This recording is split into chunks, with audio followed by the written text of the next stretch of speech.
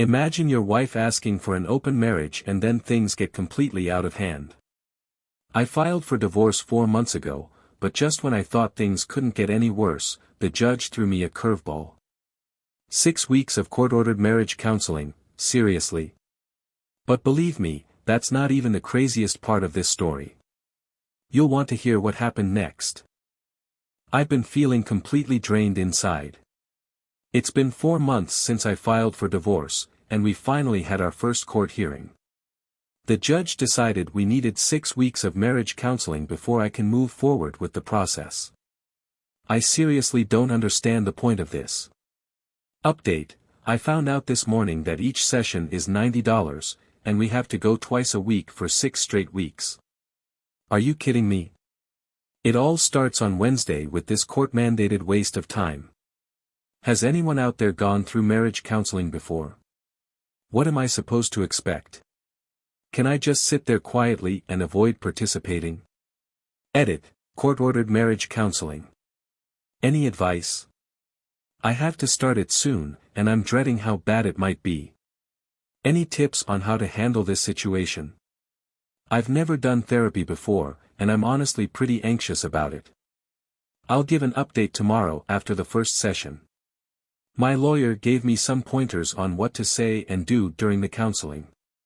If they try to corner me or ask something I'm not comfortable answering, I just need to say, I'd like to speak with my legal counsel.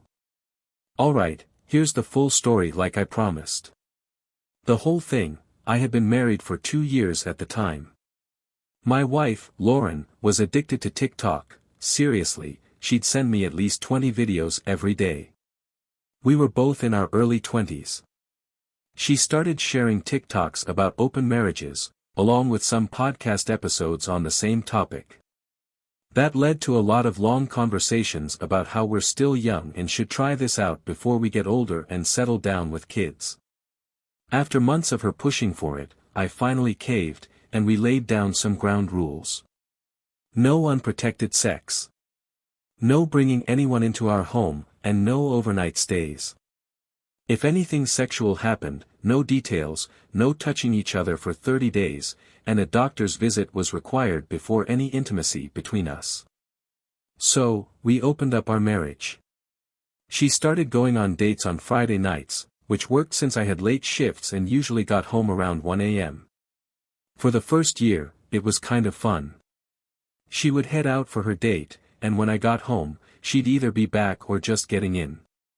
She'd tell me about the date, no sexual stuff, then we'd hook up. It was just casual dating during that first year, no sex involved. I went on a few dates myself, 3, to be exact, and every one of them went the same way. Once they found out I was married, they lost interest. "It was nice meeting you," was the standard response. After those 3 awkward dates, I stopped trying. Then one Friday night, she didn't get home until around 3 a.m. When she came in, she joked about being too sore and tired to do anything. That's when I noticed some hickeys on her chest and thighs. I won't lie, it stung. I felt hurt and angry. On Monday or maybe Tuesday, she tried to initiate something between us, but I reminded her of the 3rd rule. She shot back with, "Are you serious? 30 days and a doctor's visit?" I looked her dead in the eye and said, "Yes, I'm dead serious." This pattern kept repeating itself. Every Friday night, she'd be out with her bad boy, have her fun, then spend the week trying to get me to back off rule number 3. I started feeling like I was just a placeholder in her life. I began distancing myself, working extra hours, or simply leaving the house, even if it was just for a walk. I became more physically active, started shedding some pounds, but she didn't seem to notice. She was completely wrapped up in her new relationship energy and assumed I was out doing my own thing. After 5 months of being treated like I was on standby, I didn't see any point in staying married. I was sacrificing my happiness so she could chase hers, and I was running out of things to give. At that point, she hadn't technically broken any rules, but every time I brought up the idea of her taking a step back from this guy, she'd accuse me of overreacting or making a big deal out of nothing. It's just a bit of fun one night a week, she'd say. When our 4th wedding anniversary rolled around, I decided to take the day off work. I cooked a nice dinner for us and cleaned the house from top to bottom. She got home at 4, jumped straight into the shower, got all dressed up, and casually told me she was heading to a bar to watch a local band. She didn't even mention our anniversary. It hit me like a ton of bricks. I was crushed. I woke up on Saturday morning, around 9 a.m., and realized she still hadn't come home. That was it, she had broken our second boundary. I sent her a single text: "You've crossed the line by staying over. I'm done." By 11:30, she was calling me, explaining how she only meant to close her eyes for a second and ended up passing out by mistake. It was an accident. I'm so sorry. It won't happen again, she pleaded. My refusal to even entertain the conversation seemed to snap her out of her fog a bit. She ended up showing up at my job just before we opened and caused a huge scene right in front of my coworkers and the owners.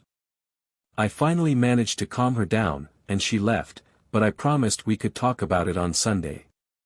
That night, when I got home, she tried to initiate sex with me again. I reminded her of Rule 3. That's when she said she was done seeing the guy and wanted to close the marriage and work on fixing things between us. Apparently, she had freaked out when she saw my text, especially after he made fun of her for it.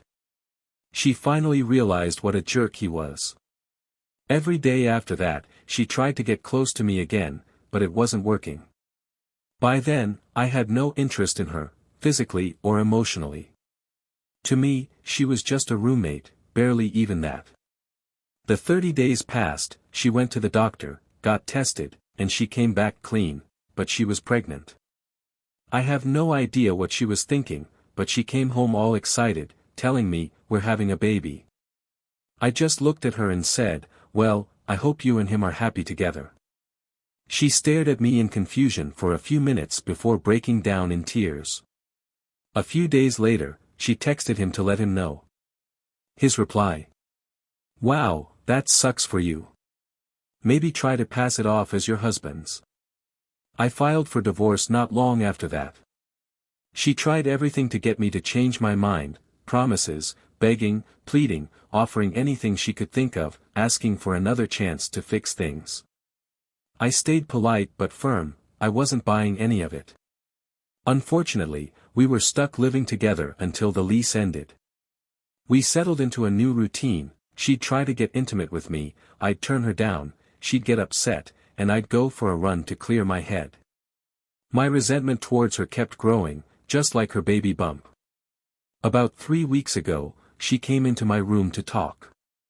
She had brought home pizza and started by saying how being pregnant was making her feel incredibly horny all the time. She tried again to get me to sleep with her. By that point, my patience was wearing thin. I told her, "Sorry, but I'm not into fat chicks. Maybe try Tinder, someone there might be into it." She left the room crying. Oh, and we had our first divorce hearing recently, and the judge threw in 6 weeks of court-ordered marriage counseling for us. We've gone to 2 sessions so far, but they've just been introductory meetings. They talked to us separately to hear both of our sides, I guess. Honestly, I just want to get this over with so we can move on. Last Sunday was my birthday. The Friday before, she asked if I'd spend my birthday with her to celebrate. I turned her down. She kept pushing, and I finally snapped. I told her, "I don't waste special occasions on you anymore. The last one was our 4th anniversary, and you went out to get knocked up by some loser pothead." I left her standing in the kitchen, crying, and went off to work. I told her I'd see her Monday for our next round of court-ordered counseling. Monday morning, I showed up for our marriage counseling session, but she didn't. I tried calling her, no response. I called a few of her friends, same result. Finally, I reached out to her parents, and they told me she'd been arrested early Sunday morning for DUI and reckless endangerment. They were already on their way to deal with it. I offered them the house to stay at, while I planned to crash at a buddy's place. Meanwhile, my lawyer contacted the judge, and things got fast-tracked. By Friday, my divorce was officially finalized. Yesterday, I helped her parents pack up some of her belongings, and today I'm heading over to help them load the U-Haul they rented. She's getting out tomorrow, and they're taking her back home with them. She's asked to see me, but I just think that would make things harder for both of us. It's time to move on. Edit, looking back, I'm feeling a bit guilty, life after divorce. It's been a little over a week since my divorce became official, and I keep replaying everything in my head. I feel guilty that I came out of it mostly unscathed, and maybe even better off in some ways. Meanwhile, she's still stuck in that mess and not making any progress. I had to change my phone number, delete my Facebook, and I can't even answer calls at work without worrying. The only relief I have is knowing she's an 8-hour drive away at her parents', so she can't just drop by. But she's still trying to reach me through her friends. I was naive to think that once the divorce was final, I could just start fresh. Final update, hopefully last Thursday, I got a call from my ex-wife. It was the first time we'd spoken since the divorce was finalized. We talked for about 45 minutes. She'd been reflecting on everything and apologized for the specific things she did during those 5 months when she put me on the back burner, and for the 6 months she spent trying to stop the divorce. She said she needed closure and hoped that one day I could forgive her and stop hating her. I told her I had already forgiven her and wished her a good life. I told her to move on and forget about me. She promised to honor my request for no further contact. I'm working on moving forward with my life. I've even started rebuilding my relationship with my parents, who I hadn't spoken to in 7 years. Edit, the other night, I went out with some friends to catch a show. As we were leaving, I held the door for 2 women, and they started yelling at me, calling me a misogynistic pig.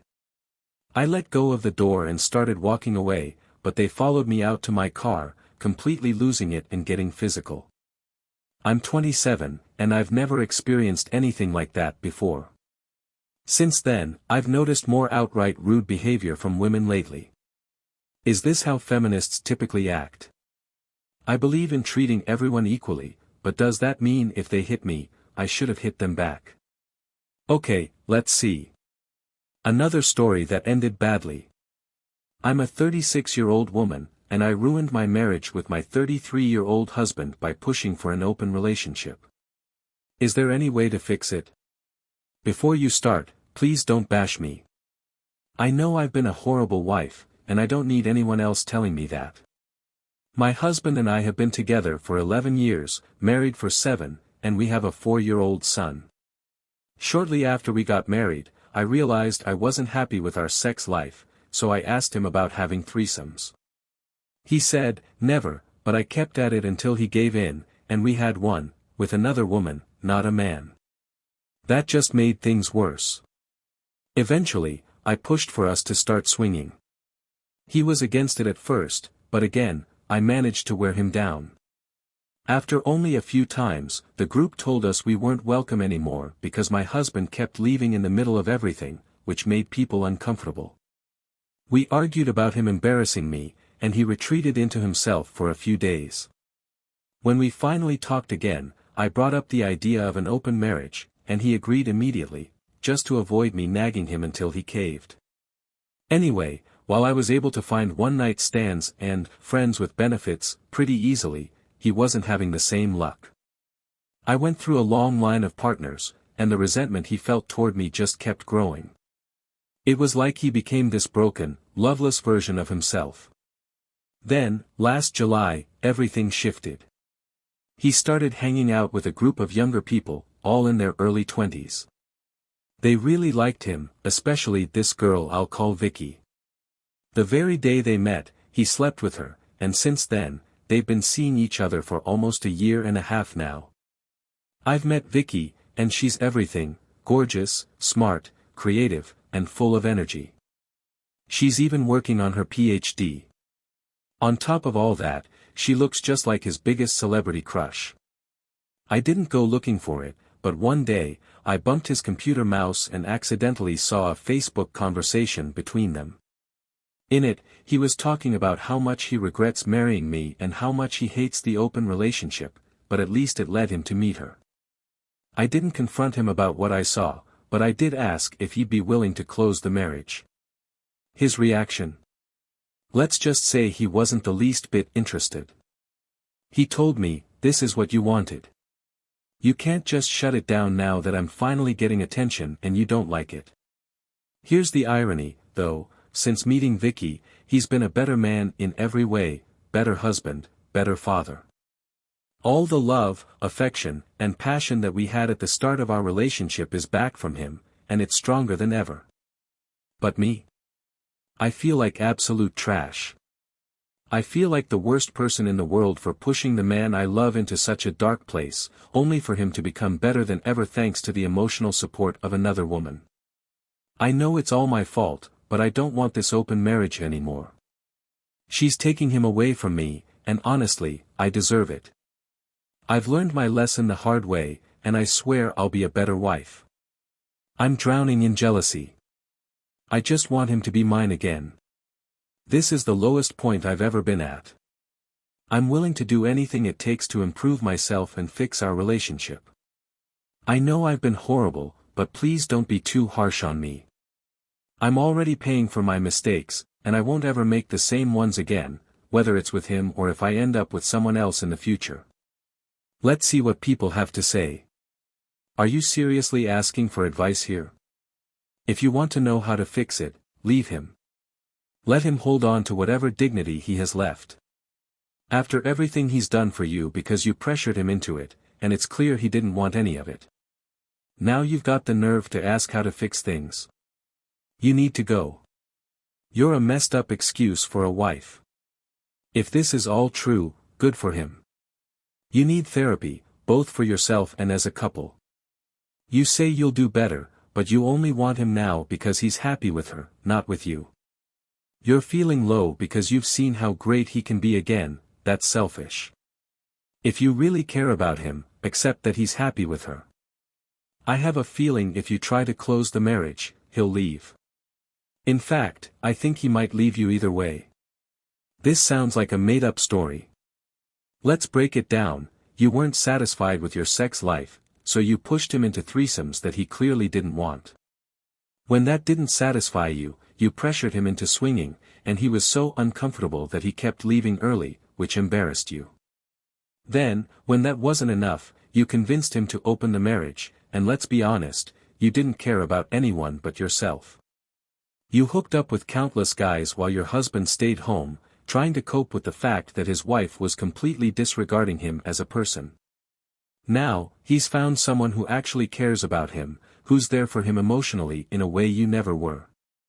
And now, you're older, your options are dwindling, and the tables have turned. What else is there to say? Another story, my pregnant fiancé cheated on me. We'd been together for 8 years. My fiancé and I had been going through a rough patch in our relationship. We'd been together for 8 years, and by January 2024, the fighting and arguing had gotten so bad that we decided to take a break.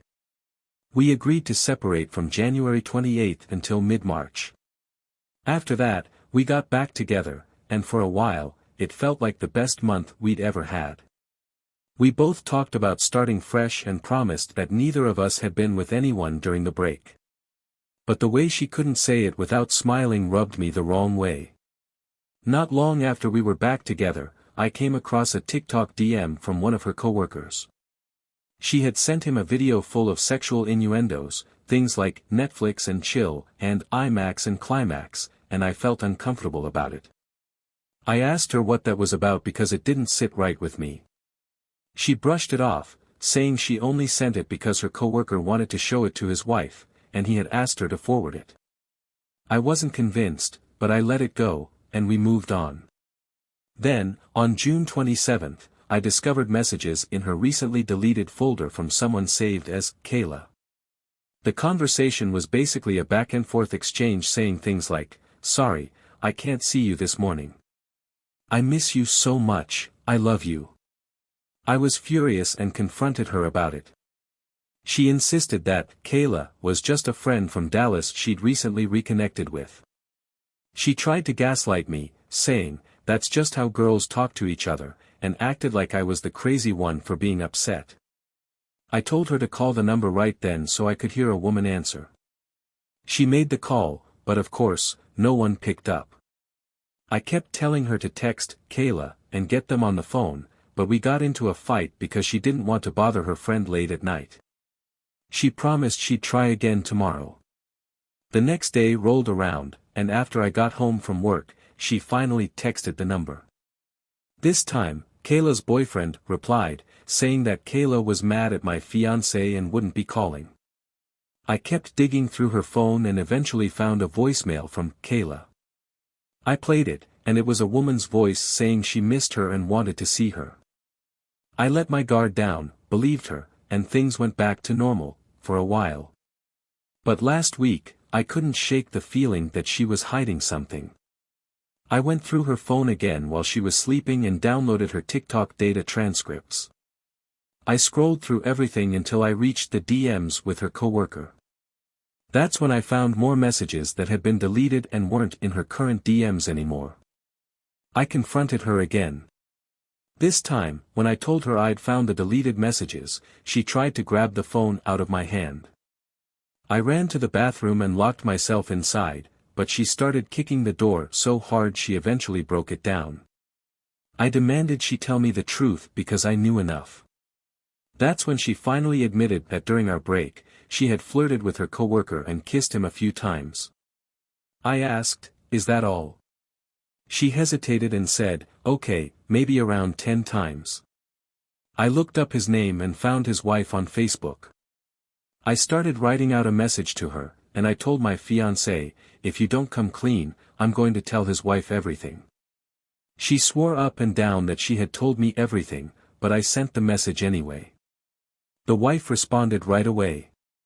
She woke up her husband, confronted him, and he admitted that he and my fiancé had slept together once in March during our break. He claimed they used protection, but that didn't make me feel any better. For days, it was just a mess of back and forth lies from both of them while the guy's wife and I tried to piece together the truth. He claimed they only kissed when they had sex and never held hands. My fiancé, on the other hand, said they held hands a lot, kissed about 10 times, but never slept together. Each day, there were more lies, mixed with bits of the truth.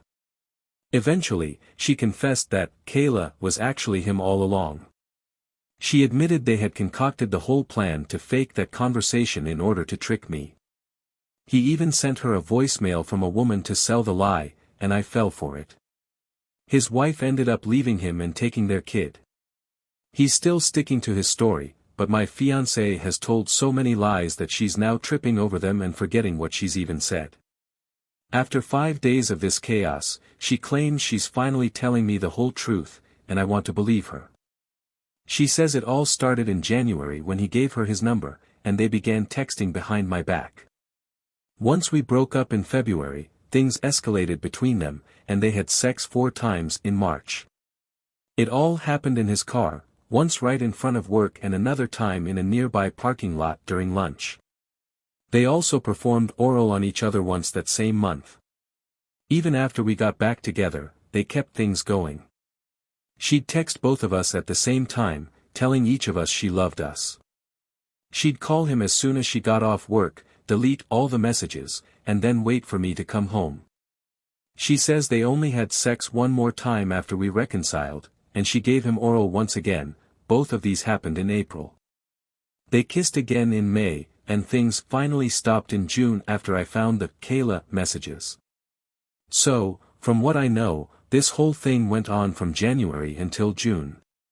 She also told me she sent him a naked photo and a few other pictures through email, but she can't remember exactly when. She swears up and down that the "I love you" texts between them meant nothing to her, that she never really loved him. She claims she was depressed and suicidal, dealing with unresolved issues from her childhood that I didn't understand, but he did, because he felt the same way and couldn't talk to his wife about it. She says they'd sit in his truck and talk, and things just spiraled from there. Now she's 16 weeks pregnant, and I've already done a DNA test. I'm just waiting for the results. She insists there's no chance it's his baby because they always use protection. She sounds genuinely sorry and says she was planning to tell me everything but was too scared. I'm not sure I believe her, though, because all of this only came out because I kept pushing. I feel like my gut instinct was screaming the truth all along. This behavior isn't like her, and it makes me sick to my stomach that someone I considered my best friend could betray me like this. I could maybe forgive what happened during our break, even though I'm disappointed, but all the stuff before and after. I don't know. Would she have ever told me the truth if I hadn't dug it up myself? Did she really love this guy, or was it truly meaningless like she says? If this was all because of her depression, why did she keep it going even after we got back together and things were going well? I have a million questions swirling in my head. Is this even worth trying to fix? I feel like an absolute fool.